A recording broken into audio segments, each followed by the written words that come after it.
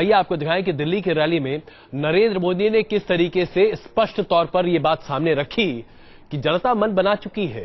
और जाहिर सी बात है, अपनी बात कैसे कही, बेहतर है कि आप नरेंद्र मोदी की बात ही देख लीजिए। देखिए उन्होंने क्या कहा। नए नए प्रकार के गठबंधन में लगे हैं। ये उनको गठबंधन इसलिए करना पड़ रहा है कि जनता जनार्दन ने चुनाव का नतीजा तय कर लिया है। ये देश का पहला चुनाव ऐसा है जिसमें बड़े से बड़े पॉलिटिकल पंडित हो या सामान्य से सामान्य मतदाता हो, यह अभी से बता पा रहा है कि चुनाव में क्या होने वाला है, सरकार किसकी बनने वाली है। ये देश के हर कोने में लोगों ने मान लिया है। रामकृपाल जी, देश के लोगों ने मान लिया है, अब इसे क्या कहेंगे, ओवर कॉन्फिडेंस, कॉन्फिडेंस या फ्रस्ट्रेशन? नहीं, मैं देखिए, कोई भी जब तक चुनाव मतपेटी से नहीं निकल जाता तब तक वे पार्टियां जिनको पता है कि वो सबसे पीछे हैं जी, वो भी सरकार बनाने का दावा करती हैं जी। तो एक पार्टी जिसको तमाम तरह के मीडिया ने, हर तरह के चुनाव एजेंसीज ने नंबर 1 पे रखा है जी, तो अगर वो ये दावा नहीं करेगी जी, तो बेसिक बात है कि मतदाताओं में कॉन्फिडेंस कैसे आएगा।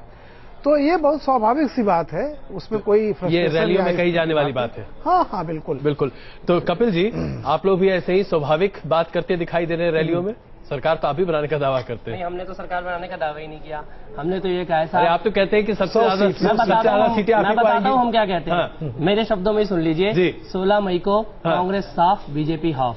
ये इस देश का कांग्रेस साफ, बीजेपी हाफ, तो आप फुल हो गए ना। और लोकसभा के अंदर इस बार झाड़ू चलेगी। अपराधियों और भ्रष्टाचारियों को जनता आने नहीं देगी। और ये नरेंद्र मोदी साहब अगर कहते हैं कि जनता मन बना चुकी है तो 2 सीटों से चुनाव क्यों लड़ रहे हैं? वडोदरा क्यों जाना पड़ा?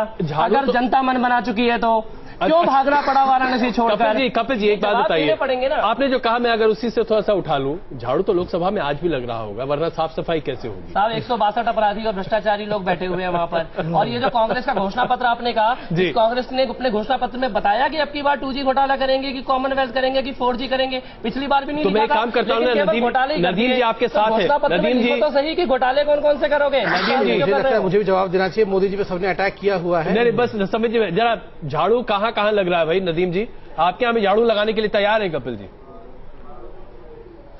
नहीं, तीन चार, चूंकि बहुत देर में अजय भाई आप मेरे पास है, 3-4 बड़ी महत्वपूर्ण चीजें हैं। एक तो नरेंद्र मोदी जी ने जिस प्रकार से बात रखी, उससे उनका जो अधिनायकवादी जो चरित्र है और जो जिस तरह की उनकी सोच है वो उजागर होती है कि किस प्रकार से वो कह रहे हैं कि उनके हाथ में सत्ता आ चुकी है, उन्होंने ये मान लिया है।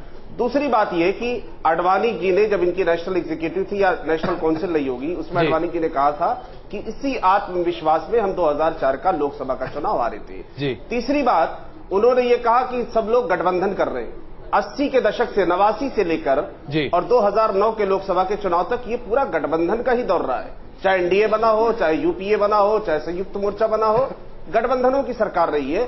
और अटल जी के नेतृत्व में भी जब सरकार बनी थी तो 24 दलों की सरकार बनी थी। चौथी बात यह कि आम आदमी पार्टी के जो प्रवक्ता बैठे हैं वो मेरे ख्याल से बहुत ज्यादा उत्तेजित हैं और शायद केजरीवाल जी की रैली से वो लौटे होंगे तो उनको थोड़ा खुशी भी इस बात की होगी।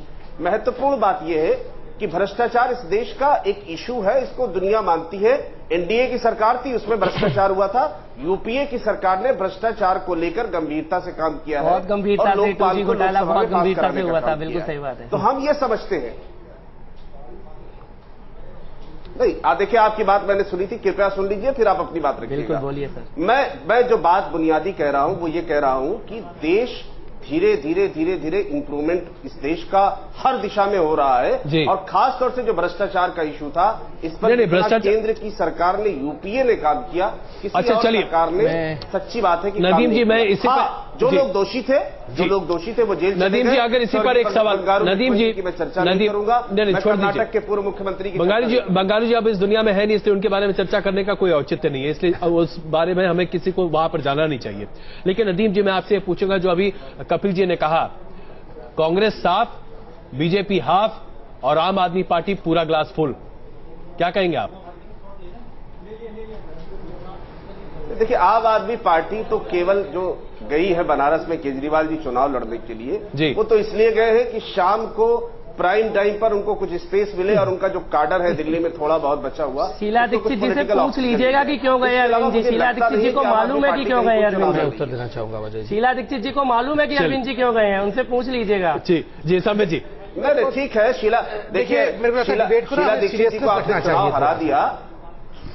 नदीम भाई, एक सीरियस इशू पे मैं यहाँ विषय डिस्कस करना चाहूंगा। ठीक है, अब एक सेकंड नदीम भाई, देखिए आप अजय जी दो चार दिन पहले आपको ध्यान होगा एक इंटरव्यू दिया था अरविंद केजरीवाल जी से, और बहुत स्पष्ट रूप से उस इंटरव्यू में कहा था, मेरा ध्येय सरकार बनाने का नहीं है, मेरा ध्येय है कि इनस्टेबल सरकार बने, 2 साल बाद फिर चुनाव हो। तो इस प्रकार जो हाफ फुल की बात कर रहे हैं और जिस प्रकार से आज नरेंद्र मोदी जी ने भी उन्हें किसी का एजेंट कहा है, ये बहुत गंभीर विषय है। क्यों? या तो ध्येय सरकार बनाने का होता है या तो कुछ उजागर करने का होता है। ये कौन सा ध्येय है कि सरकार ना बन पाए, इसके लिए मैं काम कर रहा हूं। इससे पहले कपिल जी आप जाए, संबित जी अगर याद कीजिएगा तो कांशीराम जी जिन्होंने इस देश में दलित राजनीति को एक नया आयाम दिया, उनका ये साफ तौर पर मानना था कि हम चुनाव इसलिए लड़ते हैं क्योंकि हम कोई स्टेबल सरकार न बनने दें। तो देखिए पुरानी फिलॉसफी है। कपिल जी मुझे कंप्लीट करने दीजिए, आप उसका पूरा 1 घंटे का नहीं, आप जवाब दीजिएगा। देखिए आप जवाब दीजिएगा, आपका वक्त आने पर जरूर दीजिएगा। मुझसे पूछा गया है, मैं पूरा अपना विषय रख दूं। तो स्वाभाविक रूप से ये बिल्कुल स्पष्ट है कि किसी के बिहेस्ट पे, किसी के कहने पे जिस प्रकार से ये पूरा खेल रचा जा रहा है, आप कैसे लगा सकते हैं संबित जी? क्या आप मान रहे हैं कि पाकिस्तान इनको पैसा दे रहा है? मैंने जो कहा कि किसी के बिहेस्ट पे, वो तो कैसे? आप पूरा सेंटेंस सुन लीजिएगा तो जान जाएंगे कि मैं क्या कह रहा हूं। मोदी साहब के 400 करोड़ दाऊद इब्राहिम ने दिए हैं या तालिबान ने दिए हैं? पहले 400 करोड़ का हिसाब दो। दाऊद इब्राहिम के पैसे से चुनाव लड़ रहा है क्या नरेंद्र मोदी? दाऊद इब्राहिम के पैसे से चुनाव लड़ रहा है, तालिबान के पैसे से चुनाव लड़ रहा है, रशिया के पैसे से, किसी की ब्लैक मनी है, किसकी ब्लैक मनी है? 400 करोड़ ये बात करने की तमीज अगर नहीं है तो नरेंद्र मोदी दाऊद इब्राहिम के पैसे से चुनाव लड़ रहा है, तालिबान के पैसे से चुनाव लड़ रहा है, रशिया के पैसे से, किसी की ब्लैक मनी है, किसकी ब्लैक मनी है? 400 करोड़ ये बात करने की तमीज अगर नहीं है तो 400 करोड़ कहां से आए? आपकी रैली का खर्चा किसने दिया? हेलीकॉप्टर का खर्चा किसने दिया? लोगों को चैनल बुलाते हैं। काले धन से राजनीति करने वाली पार्टी हमें पाकिस्तानी बताते हो? घोटाले किए और आप हमें पाकिस्तान। मुझे ऐसा लगता है कि जब तक कपिल जी शांत होते हैं, आइए जरा हम एक देख लें कि किस तरीके से भाषा का इस्तेमाल और साथ ही साथ वाद विवाद जबरदस्त हो रहा है। आइए आपको दिखाएं कि नरेंद्र मोदी और राहुल गांधी आपस में कैसे बढ़ रहे हैं। जरा ये देख लेते हैं, तब से जरा तापमान यहां कम हो जाए। मैं आपसे वायदा करना चाहता हूं कि वो जो 70 करोड़ लोग हैं जो बीपीएल लाइन से ऊपर है और मिडिल क्लास के नीचे हैं, जिनको हम मिडिल क्लास में डालना चाहते हैं, मैं आपको वायदा करना चाहता हूं कि जो भी आपने हमें इस मैनिफेस्टो में लिखने को कहा है वो हम आपके लिए पूरा करेंगे। गरीब जनता से मैं कहना चाहता हूं कि पिछले 10 सालों में कांग्रेस पार्टी ने आपके पैरों के नीचे एक अधिकार का फर्श डाला है। उस फर्श को हम और गहरा करेंगे और मजबूत करेंगे कि आपको भी लगे कि हिंदुस्तान में आपके लिए जगह है, आपकी प्रगति के लिए जगह है।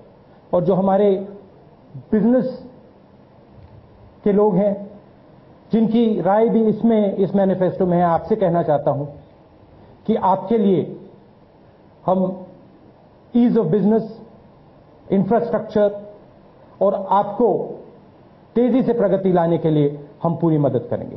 धन्यवाद। मैं ज्यादा नहीं मांग रहा हूं।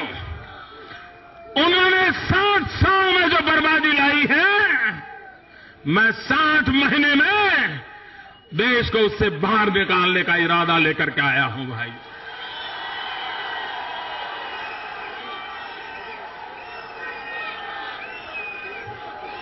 उनके 60 साल के सामने मैं देश से प्रार्थना करता हूं, मुझे सिर्फ 60 महीने दीजिए और मैं 60 महीने राजगादी पर बैठने के लिए नहीं मांग रहा हूं। मैं 60 महीने सत्ता के सिंहासन पर आरूढ़ होने के लिए नहीं मांग रहा हूं। मैं 60 महीने एक चौकीदार बनने के लिए मांग रहा हूं। तो आपने देखा किस तरीके से दोनों पार्टियां अपने अपने आप को सामने रखती हुई दिखाई दे रही हैं। अली अनवर जी, अगर इस चर्चा में आपको भी शामिल करते हुए पूछूं, नीतीश कुमार जी भी तो यही सब बातें कहते हुए दिखाई दे रहे हैं। हर कोई आज अपने आप को ही सबसे आगे रखता हुआ दिखाई दे रहा है। ऐसे में बस स्पष्ट तौर से मैं जानना चाहूंगा, जेडीयू आज अपने आप को इस दौर में कहां नजदीक पा रही है? आप अपने आप को कांग्रेस के नजदीक ज्यादा पाते हैं, भारतीय जनता पार्टी के नजदीक ज्यादा पाते हैं, आपको लगता है कि थर्ड फ्रंट वाकई में एक सपना से हकीकत बनते हुआ दिखाई देगा जिसमें आप लोग आगे रहेंगे?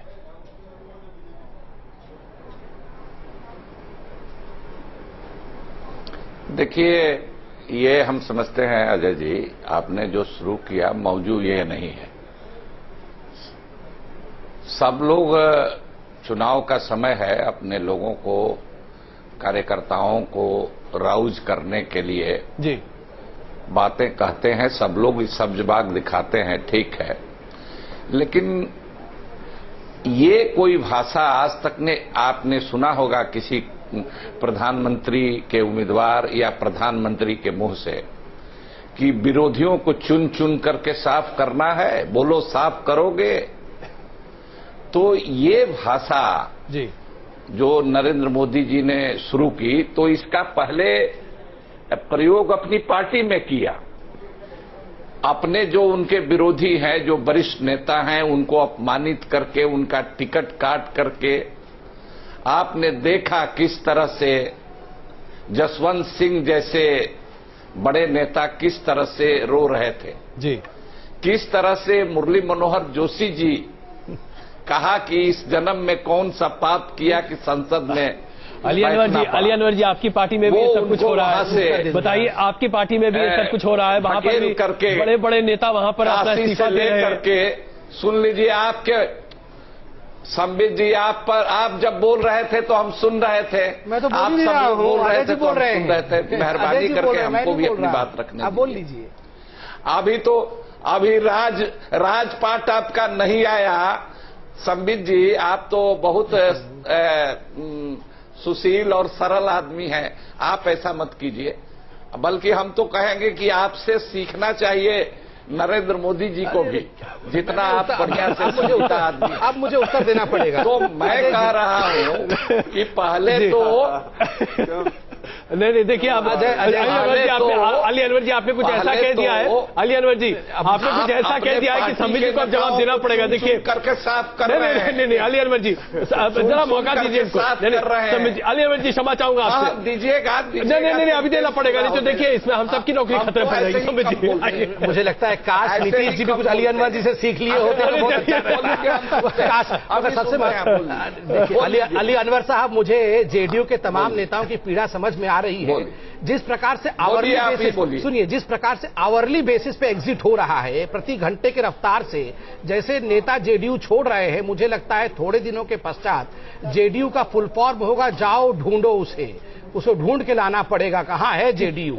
और स्वाभाविक है, इसी को फ्रस्ट्रेशन कहते हैं। और मैं हमेशा कहता हूं, जो जीतता है, जिसकी जीत संभावित है, उसे बड़ा दिल रखना चाहिए, मुस्कुराते हुए डिबेट करना चाहिए, अधिक बोलने की कोशिश भी नहीं करना चाहिए। नहीं तो अभी नदीम जी भी मुस्कुरा रहे हैं, बड़ा दिल रख रहे हैं नदीम जी। नदीम जी तो बहुत संस्कारी व्यक्ति है। नदीम जी देखिए बहुत संस्कारी व्यक्ति है। मुझे लगता है राहुल जी को नदीम जी से सीखना चाहिए। ये आजकल नया ट्रेंड है। अजय भाई जी, अली अनवर साहब ने जो कहा, मैं उस पर अली अनवर साहब की बात से मैं पूरी तरह से सहमत हूँ। संबित भाई हम लोग के मित्र ही नहीं है, बड़े अच्छे इंसान है, और जिस प्रकार की भाषा का, संयमित भाषा का ये प्रयोग करते हैं, चर्चा में बात करते हैं, सचमुच इनके नेतृत्व को इनसे सीखने की आवश्यकता है। अब यहाँ सब एक दूसरे काश कि आप सब नरेंद्र मोदी से सीख लिए होते तो आज ये डिबेट इस प्रकार से नहीं हो रहा होगा। कपिल जी, आपकी पार्टी में कौन किसको सिखा रहा, भाई आप ही बता दीजिए।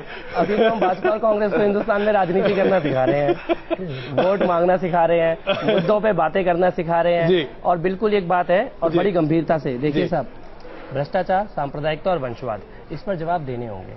और सवाल ये उठता है, जब आपके साथ येदियुरप्पा खड़े हो, निशंक खड़े हो, नितिन गडकरी खड़े हो, या माया